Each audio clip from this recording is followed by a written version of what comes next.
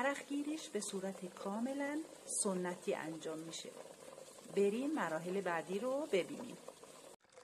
امروز میخوام شما رو با یه میوه وحشی پاییزی آشنا کنم. میوه‌ای که هم خیلی خوشمزه و ملسه، هم خیلی خواص داره. اگر دوست دارید که بیشتر باهاش آشنا بشید، با ما همراه باشید.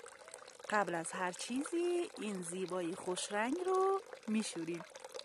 آفرین به همه شماها که درست حدس زدین. بله، این کیالک یا زالزالک زرده، چون کیالک یا زالزالک قرمز هم دارین. اینو مردای روستای ما میرن از کوههای اطراف میارن. البته کوههای اطراف روستای ما زالزالک یا کیالک قرمز نداره.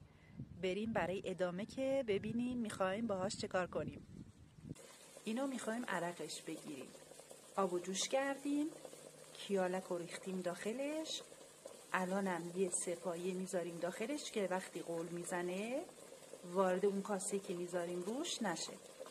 خب اینم سپایه‌ای که گفتم میذاریم داخل قابلمه کیالک که وقتی این کاسه رو میذاریم و اون جوش میخوره آبش وارد کاسه نشه. حالا یه ظرف دیگه میذاریم رو سر این ظرفه که کیالک داخلشه که توی اون ظرفه آب سرد هست. ظرفی که کیالک توشه جوش میزنه، بعد میخوره به ته این ظرفی که روشه و آب سرد توشه و عرق گرفته میشه که عرق رو بهتون نشون میدم. این داره با شعله کم جوش میزنه.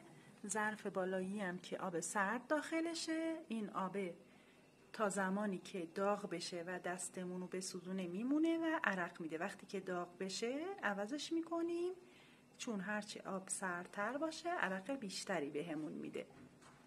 آب به مرحله عوض شدن رسیده، اونو میذاریم زمین تا عوضش کنیم و عرق رو هم میبینیم. اینم عرق کیالک اصل.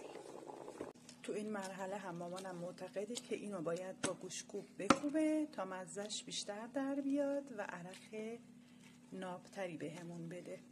اینم آخرین کاسه عرق کیالک. 2,5 کیلو کیالک بود که 4 کیلو عرق ازش برداشت کردیم. حدود 5 ساعت هم طول کشید تا تموم شد. عرق کیالک برای فشار خون بالا، قند بالا، کلسترول بالا خیلی خوبه و برای قلب و عروق هم کاربرد داره. ضمن این که کسایی که صورتشون جوش میزنه میتونن عرق کیالک رو بزنن به پنبه و به جوشاشون بزنن تا اون جوشا خوب بشه. ممنون که تا پایان همراه ما بودین.